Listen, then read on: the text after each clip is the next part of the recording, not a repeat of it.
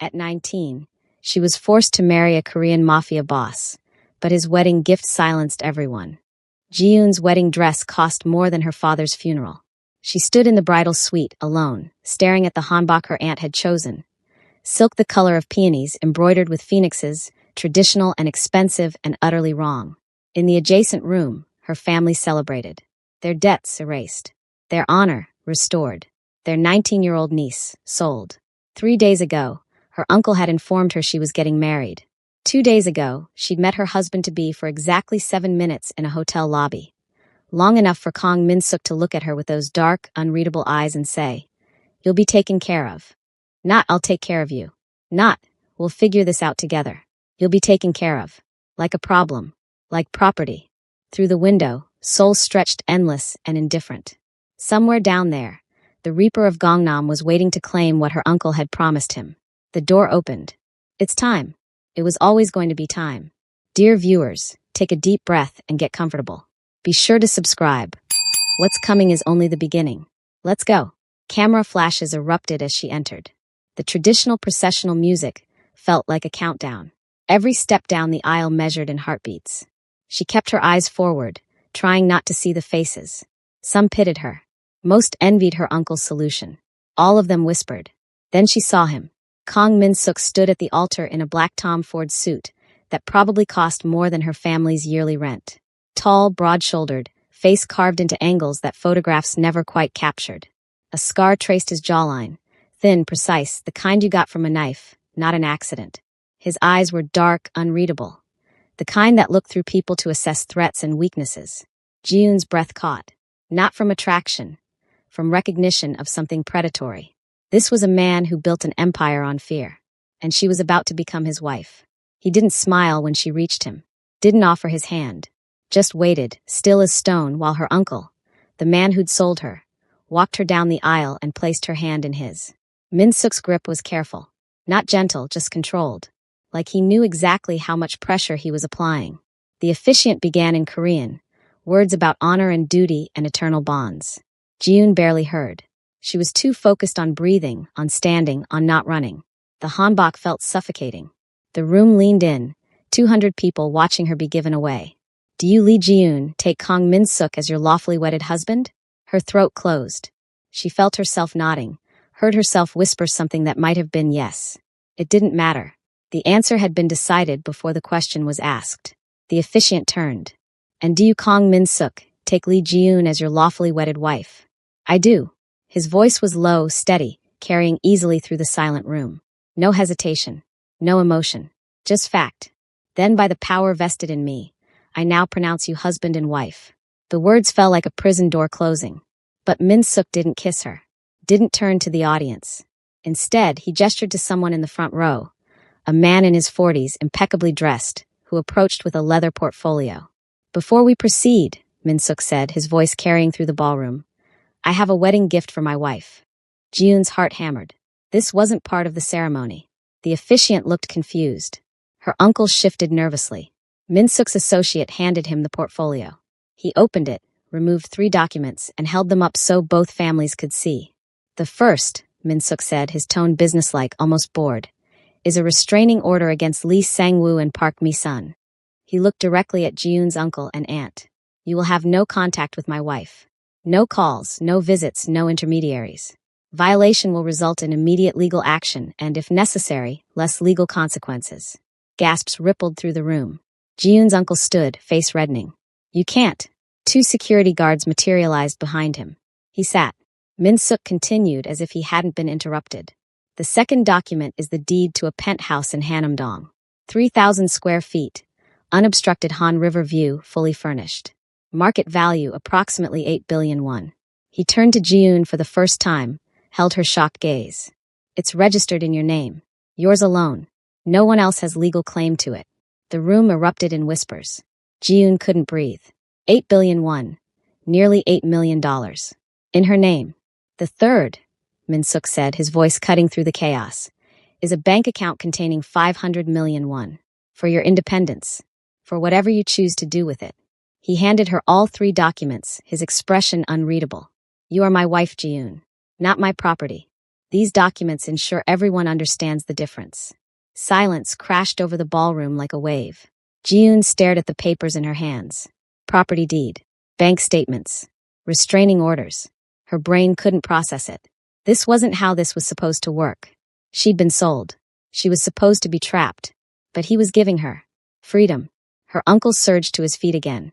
This is insulting. We had an agreement. Our agreement, Min-suk said, his voice dropping to something cold and dangerous, was that I would absolve your debt in exchange for this marriage. I have. What I do for my wife is none of your concern. He nodded to the guards. Escort him out. The family can stay if they behave. Ji-yoon watched, numb, as her uncle was removed from her wedding. Her aunt followed, hissing insults that faded down the hallway. The remaining guests sat frozen, uncertain whether to applaud or flee. Min-suk turned back to the officiant. You may continue. The man stammered through the closing remarks. Declared them married. Suggested they might seal it with a kiss. Min-suk offered Ji-yoon his arm instead. We should go. She took it because she didn't know what else to do. Her fingers clutched the documents, so hard they crumpled. They walked down the aisle together through a gauntlet of shocked stares and frantic whispers. Camera flashes exploded. Someone shouted a question. Min-suk ignored all of it, his hand steady at the small of her back, guiding her toward the exit. Outside the ballroom, he led her to a private elevator. His security detail materialized around them. 6 men in dark suits, earpieces, the subtle bulge of weapons. The elevator doors closed, sealing them in silence. You have questions, Min-suk said, eyes forward. Tomorrow. Ji-yoon found her voice. Why? Tomorrow. He didn't look at her. You've had enough for today. The elevator descended. Ji-yoon stared at the documents in her hands, trying to understand what had just happened. She'd walked into that ballroom as a sacrifice. She was leaving as what? A wife with a golden cage? A prisoner with nice furniture?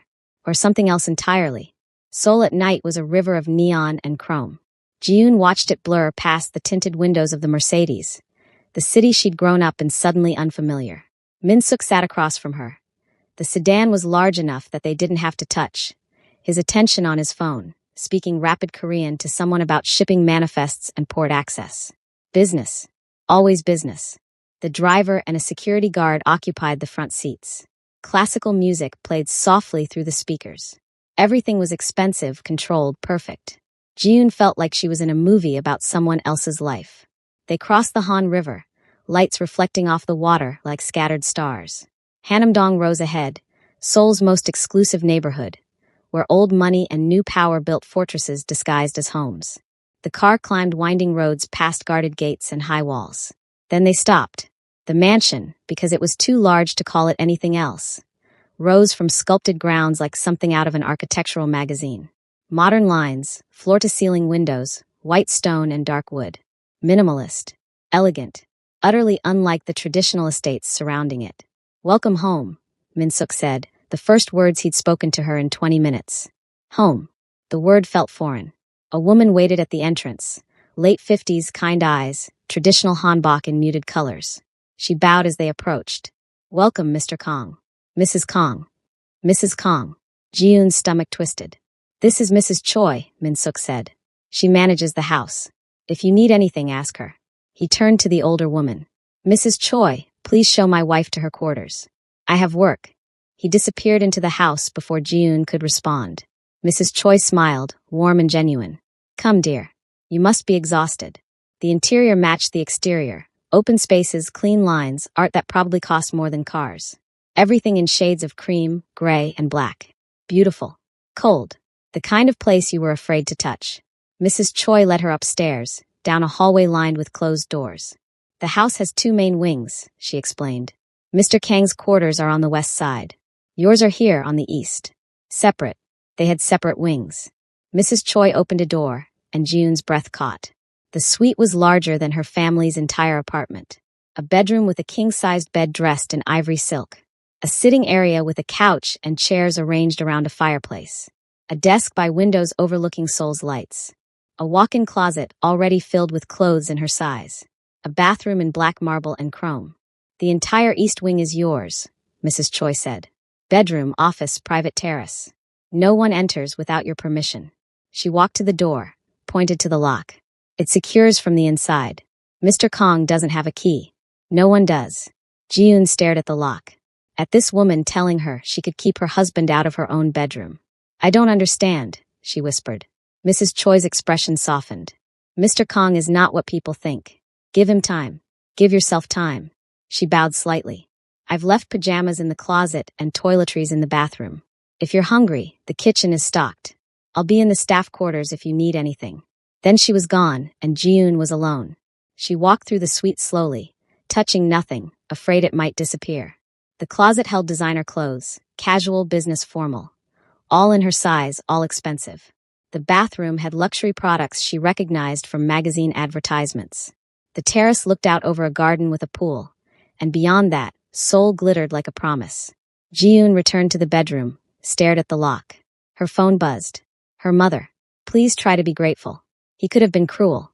Ji-yoon turned the phone off. She locked the door, heard the click echo in the silence. Then she sat on the edge of the bed, wedding documents spread beside her, and tried to understand what her life had just become. Morning came cold and bright. Ji-yoon woke disoriented, the ceiling unfamiliar, the bed too soft. Then she remembered. Married. Mansion. Kang Min-suk. She checked her phone. 6:47 a.m. 17 missed calls from her uncle. She deleted them without listening. The clothes in the closet fit perfectly. She chose jeans and a cashmere sweater, trying to feel normal in designer fabric. Her reflection in the bathroom mirror looked the same. 19. Scared. Trying to pretend she wasn't. Downstairs, she followed the scent of coffee to a kitchen that belonged in a restaurant. Marble counters, professional appliances, an island that could seat 8. Mrs. Choi stood at the stove, cooking something that smelled like home. Good morning, the older woman said cheerfully. I made breakfast.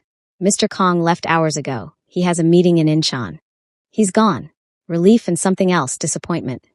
Ward in Ji-yoon's chest. He usually leaves by 5. Works constantly.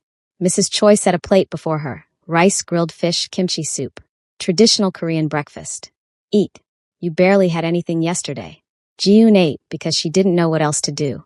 The food was perfect, and it made her want to cry. Mrs. Choi, she said carefully, what kind of man is he? Really, the housekeeper considered this. Complicated.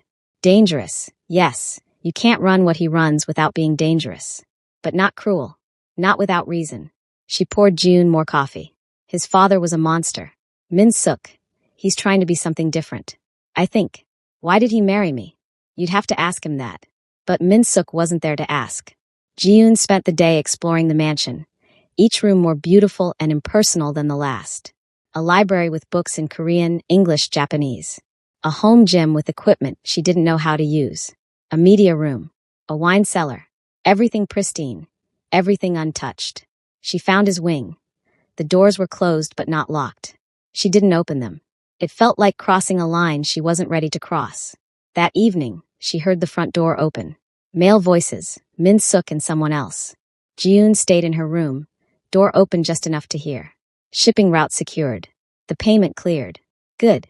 Double the security on the next run. Min-suk's voice, calm and commanding. Yes, sir. Also, your uncle called. About the wedding. Let me guess. He's offended. Enraged, actually. Said you disrespected him in front of everyone. A pause. My uncle forgets who's in charge. Remind him. Already done. Footsteps. They were moving through the house. Ji-yoon held her breath. And your wife? She's adjusting. Is that what we're calling it? The other man's voice held amusement. You gave her 8 billion won and expect her to just. I gave her a choice. Min-suk's voice dropped, dangerous. Something no one else did. What she does with it is her decision. Silence. Then, you're playing a dangerous game, boss. I know. The voices faded. Ji-yoon sat back, mind racing. A choice. He'd said it again. But what choice? Stay in a gilded cage, or leave with blood money. What kind of choice was that? She didn't sleep well that night. 3 days passed in careful avoidance. Min-suk left early, returned late. They crossed paths once, in the hallway, both surprised. He'd nodded, stepped aside to let her pass, said nothing.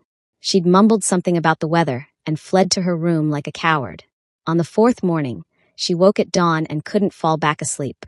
She pulled on a robe and wandered downstairs, drawn to the wall of windows facing east. The sun was rising over Seoul, painting the sky in shades of pink and gold. Beautiful, isn't it? Ji-yoon spun. Min-suk stood in the doorway to the terrace, coffee cup in hand, dressed in workout clothes. He must have been in the gym. I didn't know you were here, she said. I'm usually not. Insomnia. He gestured to the terrace. Join me. It wasn't quite a question, but it wasn't quite a command either. Ji-yoon nodded, followed him outside. The morning air was crisp, autumn settling into winter. They stood at the railing, souls spread before them, and for a long moment neither spoke. I have questions, Ji-yoon said finally. I told you that you would. Why did you give me all of that? The penthouse, the money, the restraining orders? Why give me freedom if you needed to marry me? Min-suk drank his coffee considering. Your uncle owed me 2 billion won. He couldn't pay, so he offered you instead. Like you were a thing he owned. His jaw tightened. I needed a wife. For business reasons, legitimacy, political connections, the appearance of stability. An arranged marriage isn't uncommon in our world. So you said yes. I said I'd consider it. I looked into your family. Found out you had no say in the arrangement. That you'd been traded before. Ji-yoon's breath caught. He knew about that. About when she was 17, when her uncle had tried to marry her off to a business partner. Her father had stopped it then. But her father was dead now. I remember being trapped once, Min-suk continued quietly. Different circumstances, but I remember having no choices. No way out. He looked at her directly for the first time since they'd married. So I gave you what I wished someone had given me. Options. But you still married me. I still needed a wife. And you needed a way out from your family. His expression didn't change. This way we both got something. You got freedom. I got legitimacy. Fair trade. Ji-yoon's hands tightened on the railing. Nothing about this is fair. No, he agreed. It's not. But it's better than the alternative. Which was? Your uncle's selling you to someone who wouldn't give you a choice at all. The words hung in the morning air. Ji-yoon thought about her uncle's gambling friends, the men who'd looked at her like merchandise. Min-suk was right. It could have been worse. It was a low bar, but it was true. What happens now? She asked. That's up to you. You have the penthouse. You can move there if you want. The money is yours to do with as you please. The marriage is legal, but... He paused. I won't demand anything from you. You're free to live your life. And if I want a divorce? Something flickered in his eyes. Then we'll handle it. Though I'd prefer you wait at least a year. For appearances. A year. 12 months of this strange limbo. Why are you being so reasonable? Ji-yoon asked. Everyone says you're dangerous. Ruthless. I am. No hesitation. But you're not my enemy. You're just someone who got caught in the same trap I did. Other people's ambitions. He finished his coffee. I have to go. Meeting in Gangnam at 8. Mrs. Choi will get you whatever you need. He left her on the terrace, alone with the sunrise and more questions than answers. But one thing was clear. Kang Min-suk was not the monster she'd expected, which somehow made everything more complicated. The phone call came on the 8th day. Ji-yoon had settled into a strange routine. Mornings on the terrace with coffee, afternoons exploring Seoul with Mrs. Choi as her unofficial guide, evenings reading in the library while Min-suk worked in his office on the other side of the house. They were polite strangers sharing expensive real estate. Civil, careful. Safe. Then her mother called. Ji-yoon. Her mother's voice trembled. Please. Your uncle wants to talk to you. Ji-yoon's hand tightened on the phone. The restraining order. He just wants to apologize. To explain. You have to understand, we had no choice. The debt. You had a choice. Ji-yoon's voice came out colder than she intended. You chose him over me. Don't be dramatic. Your husband paid well for you. The least you can do is be reasonable. Ji-yoon hung up. Stared at the phone. Her hands were shaking. Problem. She jumped. Min-suk stood in the doorway, tie loosened, sleeves rolled up. He must have just gotten home. My mother. Ji-yoon set the phone down like it might bite her. She wants me to talk to my uncle. Says he wants to apologize. Min-suk's expression didn't change, but something cold flickered in his eyes. He doesn't want to apologize. He wants to renegotiate. Renegotiate what? The terms. He thought the marriage would give him access to my resources. Protection. Money. Min-suk crossed to the bar, poured himself whiskey. When he realized you got everything instead of him, he got creative. Ji-yoon's stomach twisted. So this isn't about me at all. It never was. He took a drink. They'll keep trying. Your family. They'll use guilt, obligation, tradition, whatever works. You need to decide now how you want to handle it. What do you mean? I can make them stop permanently. One word, and they'll never contact you again. His tone was matter of fact. But that's a permanent solution. Once I do it, there's no going back. Ji-yoon thought about her mother's voice, her aunt's laughter at the wedding, her uncle's hand on her shoulder, steering her toward this life.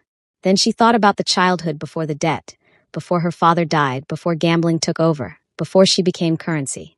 No, she said quietly. Not yet. Just, can you have someone screen my calls? Min-suk nodded. I'll assign someone tomorrow. He studied her. For what it's worth, you don't owe them anything. Not guilt. Not explanations. Nothing. They're my family. Family doesn't sell you. The words hung in the air, brutal and true. Min-suk finished his drink, set the glass down with deliberate care.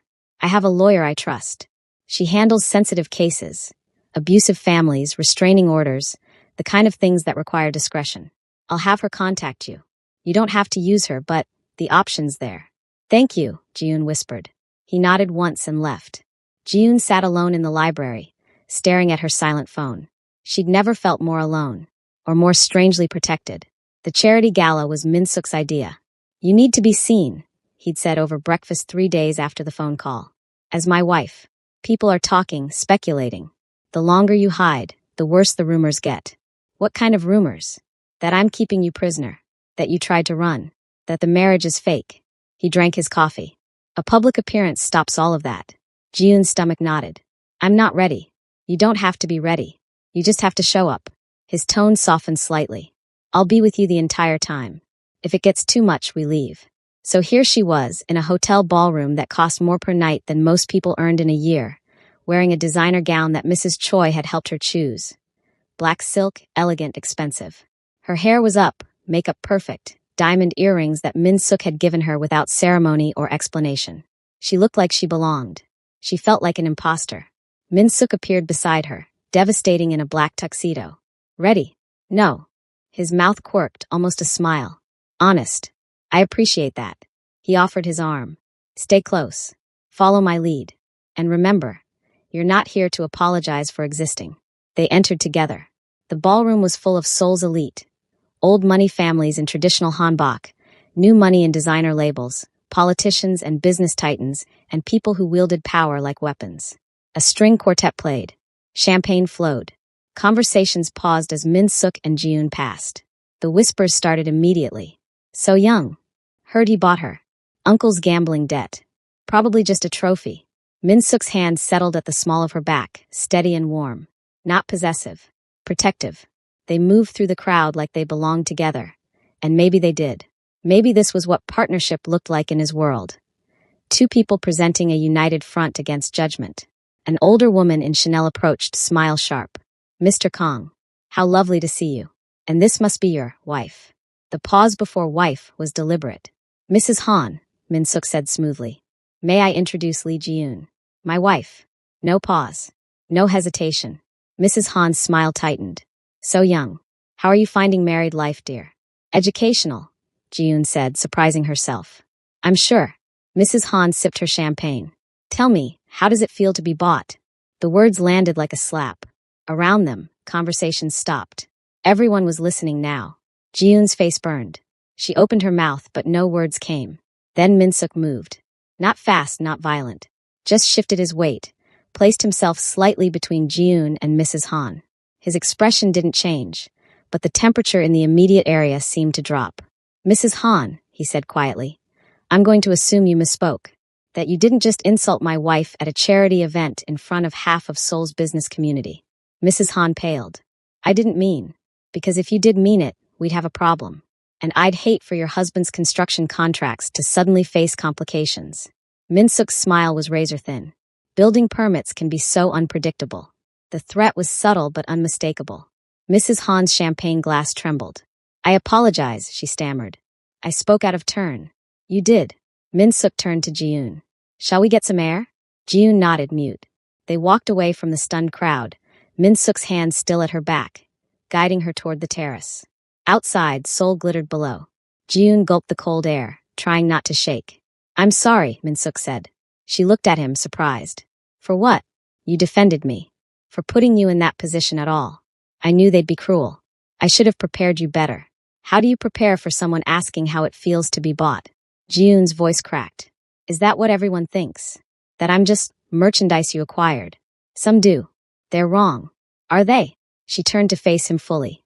You paid my uncle's debt. You married me. You gave me things. How is that different from? Because you can leave. Min Suk's intensity startled her. You have money property options. You stay because you choose to, not because I'm forcing you. That's the difference. But I'm still here because of a transaction. We're all here because of transactions. He leaned against the railing. Every marriage in that ballroom started as a negotiation, money, status, alliance. At least ours is honest about it. Ji-yoon studied him.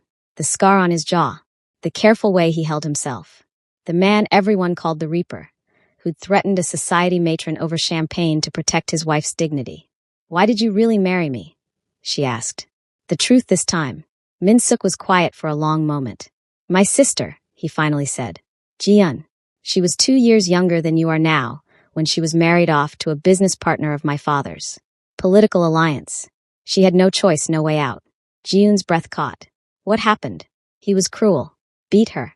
Controlled everything. What she wore, who she spoke to, where she went. She called me once, crying, begging me to help her. I was 22, still under my father's control. He said it was business. That she'd adjust. Min Suk. She died 3 months later. Made it look like suicide. His voice was flat, emotionless, but his hands gripped the railing hard enough that his knuckles went white. I knew better, but I couldn't prove it.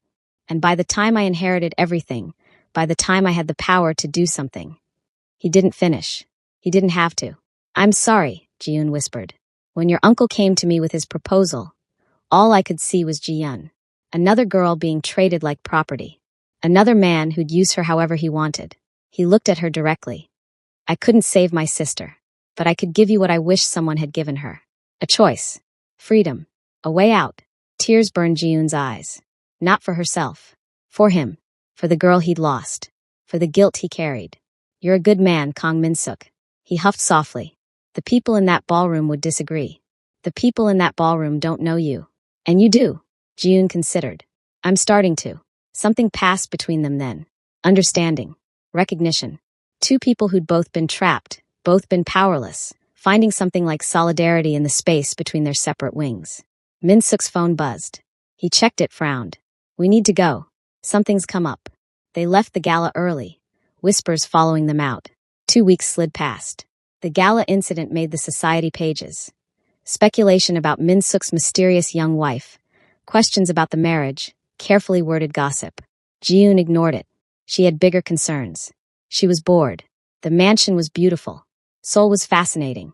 But she'd spent 4 years working toward a business degree. And now she had nothing to do but read and walk and wait for her husband to come home from work she wasn't part of. One morning, she found Min Suk in his office, a rare occurrence, since he usually left before dawn. Do you have a minute? She asked. He looked up from his laptop. Of course. Come in. Ji-yoon entered the space she'd never seen before. Floor-to-ceiling windows overlooking the garden. A desk that probably cost more than a car. Bookshelves filled with legal texts, business journals, and surprisingly fiction. What can I do for you? Min Suk asked. Tell me about your business.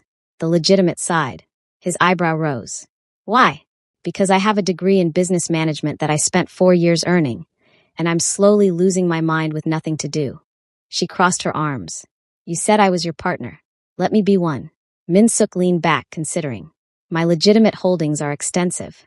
Real estate development. Mostly commercial properties in Gangnam and Hongdae. A chain of high-end nightclubs. Tech investments. Import-export. He paused. What interests you? Show me the portfolios. Let me see the numbers. He studied her for a long moment. Then he pulled up files on his computer, turned the screen toward her. These are the Q3 reports for the real estate division. Ji-yoon scanned the documents. Revenue streams, expenses, profit margins. It was complex, multi-layered, and she loved it immediately. Your occupancy rate in Gangnam is lower than industry standard. The properties are premium. We're selective about tenants. You're leaving money on the table. She pointed to a line item. And your maintenance costs are too high. You're overpaying for services. Min Suk's expression shifted. Interest flickered. You can see that from a quarterly report? I can see that you need better accountants. Ji-yoon pulled up another page. Here. And here. You're being overcharged in at least 3 categories. Interesting. He stood, came around the desk. What else? They spent the next 2 hours going through reports. Ji-yoon caught inefficiencies, questioned expenses, suggested restructuring. Min-suk listened, asked questions, took notes. By the time Mrs. Choi brought lunch, they'd filled 3 legal pads. "You're good at this," Min-suk said, something like respect in his voice. "I told you. I didn't spend 4 years in university to plan charity galas." Ji-yoon felt more alive than she had in weeks. "Can I help? Really help?" "Yes." No hesitation. "I'll have my team send you full access to the legitimate holdings. You review everything, tell me what you see." "Just like that. Just like that." He smiled. A real smile, not the careful half-expressions she usually saw. "Welcome to the company, Mrs. Kong." The next 3 weeks transformed everything. Ji-yoon dove into the business with an intensity that surprised both of them. She found inefficiencies, renegotiated contracts, identified opportunities. Min-suk's team was skeptical at first. This 19-year-old girl their boss had married, but she proved herself quickly. They started meeting daily. Conference room sessions where she presented findings and he implemented changes. The holdings grew more profitable. The business ran smoother. And somewhere in the spreadsheets and strategy sessions, something shifted between them. They talked more. Not just about work, about everything. Books, music, Seoul's best coffee shops, childhood memories. Min-suk told her about growing up in his father's shadow, learning the business from the inside. Ji-yoon told him about her father, about the plans she'd had before debt swallowed everything. They stopped being strangers sharing a house. They started being something else. The attack came on a Thursday. Ji-yoon was in her room, reviewing acquisition proposals, when gunfire erupted outside. Loud, close, terrifying. She froze, laptop sliding from her lap. More gunfire. Shouting in Korean. Breaking glass. The door burst open. Min-suk, suit jacket gone, gun in his hand. "Are you hurt?" "No, what's happening?" "Rival gang. Message, not assassination." He crossed to her, grabbed her arm. "Not rough, but urgent. Stay here. Lock the door. Don't open it for anyone but me or Mrs. Choi." "Min-suk, I have to handle this." He stopped, looked at her, and for the first time since she'd known him, she saw real fear in his eyes. "You're safe. I promise. Just stay here." Then he was gone. Ji-yoon locked the door with shaking hands. Pressed her back against it. Listened to the chaos below. Shouting, more gunfire, then silence. Terrible silence. She waited. 10 minutes. 20. Her phone buzzed. "Min-suk, it's handled. Stay put until I come for you." An hour later, he knocked. "Ji-yoon, it's me." She unlocked the door. He stood there, tie gone, shirt spattered with something she didn't want to identify. Exhausted. Angry. Relieved. "Are you okay?" he asked. Are you okay?" "I'm fine. Security handled it. They won't try again." He ran a hand through his hair. "I'm sorry. This is the world I live in. The world you're in now because of me." What did they want? To send a message. They're unhappy about a territory dispute. He looked at her. Really looked at her. "You should go to the penthouse. It's safer there. Less connected to me." "No. Ji-yoon. No." She stepped closer. "You gave me a choice, remember? I'm choosing to stay." "Why?" His voice cracked slightly. "Why would you choose this?" Because somewhere between the wedding and the gala and the spreadsheets and the sunrise conversations, she'd stopped being afraid of him. Because when he'd burst into her room, his first thought had been her safety. Because he looked at her like she mattered. Because she was falling in love with him, and that terrified her more than any gunfire. "Because I'm not ready to leave," she said simply. Min-suk stared at her. Then he did something he'd never done before. He reached out, pulled her into his arms. Held her. Just held her. Ji-yoon let herself sink into the embrace. He smelled like gunpowder and expensive cologne. His heart hammered against her ear. "Stay," he whispered. "Please stay. I'm not going anywhere." They stood there, 2 people clinging to each other in the aftermath of violence, and Ji-yoon knew everything had changed. The lawyer arrived 3 days later. Ms. Park was in her 40s, sharp-eyed, carrying a briefcase that probably cost more than Ji-yoon's first car. She sat across from Ji-yoon in the library, Min-suk notably absent. "This is your meeting," he'd said. "Mr. Kong asked me to review your options," Ms. Park said. "You have several, Mrs. Kong. The first, what are my options for divorce?" Ms. Park didn't blink. Direct. "I appreciate that." She pulled out documents. "Mr. Kong signed a prenuptial agreement that heavily favors you. In the event of divorce, you keep everything given to you. The penthouse, the accounts, all of it. No strings. No waiting period beyond the standard 6 months. Ji-yoon's heart hammered. He signed away everything. Everything related to you. He was very specific. Ms. Park slid papers across the table. These are the divorce documents. Pre-approved. You just need to sign and file them. He's already signed his portion. Ji-yoon stared at the papers. Her name next to his. A marriage ended with a signature. Is there anything else you need? Ms. Park asked. No.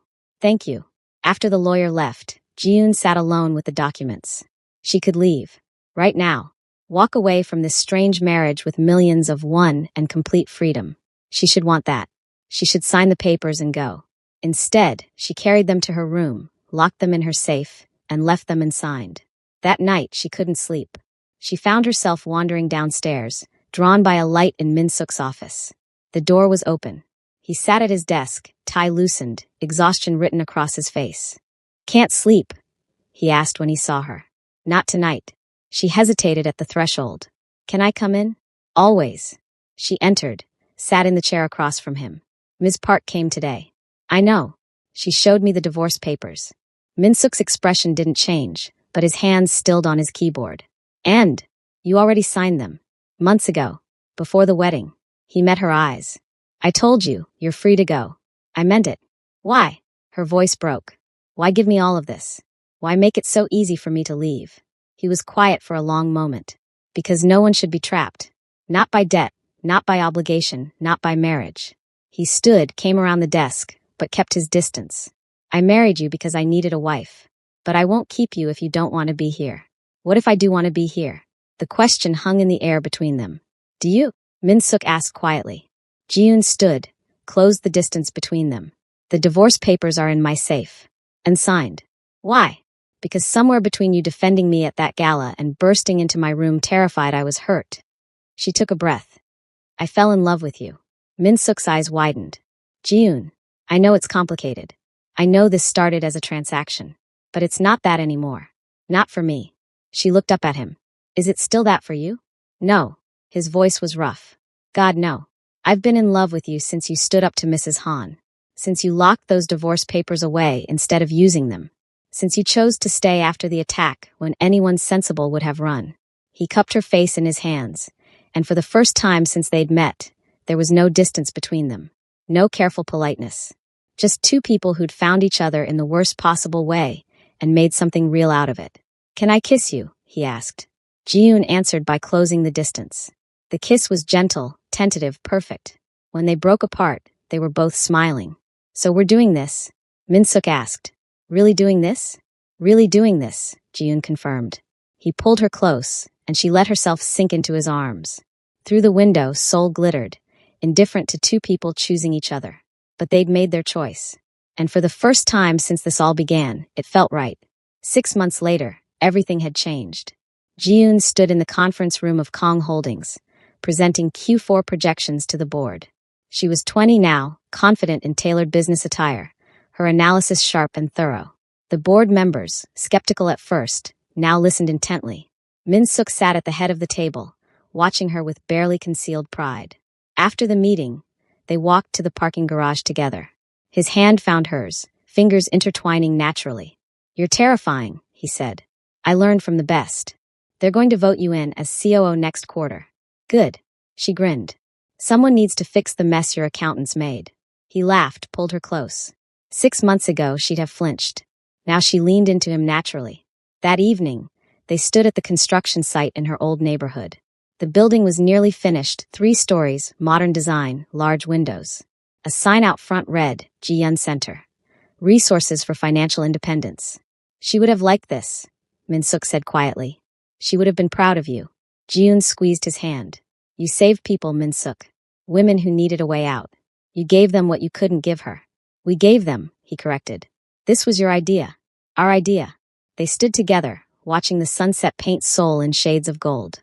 Tomorrow, the center would open. Tomorrow, the press conference would announce her official role in the company. Tomorrow, they'd face the world as true partners. But tonight, they just stood together. Do you ever think about that first night? Ji-yoon asked. When you gave me those papers? Every day. Min-suk turned to face her. Best investment I ever made. She laughed. I'm not an investment. No. He kissed her forehead. You're everything else. They drove home together, to the mansion that was no longer a cage but a home, to separate wings that had become shared spaces, to a life they'd built from a transaction forced on both of them. The city that had watched her be sold watched her choose to stay. And that made all the difference.